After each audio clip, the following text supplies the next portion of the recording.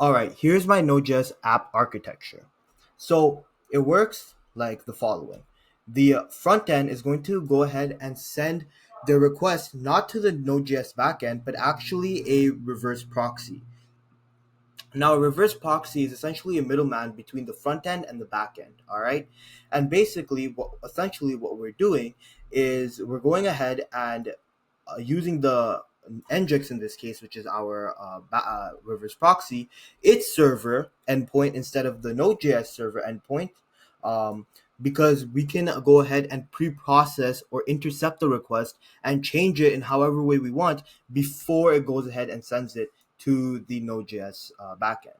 So now the reason why people would have this middleman, which would intercept the request from the front end, do something with it, and then give it to the backend, you could have this for many reasons. The two reasons why I have it and why I've implemented it into my tech stack is for rate limiting and caching.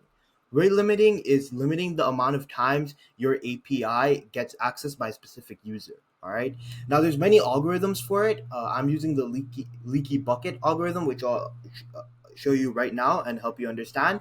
But then the other reason why I'm using it is through caching. This is just for performance, right? You're gonna have a lot of data which is needs to be highly available, right? But it doesn't change a lot. So you can save it in the in-memory cache, in this case within the Nginx server, and then you can just, because the front end is actually accessing the Nginx server first, not the backend, it can just see the Nginx server can see that if it does have a cache, it won't even request in the backend. It will just give the cache which has your response data already there directly back. So there's no API request done, right? Improving performance and also decreasing costs, because again, your database doesn't get hit that much, and your Node.js server doesn't also as well. Okay. So now that we understand all of that, right? Let me go ahead and explain what the leaky bucket algorithm is. So the leaky bucket algorithm is a way of limiting the amount of times your requests are made. All right.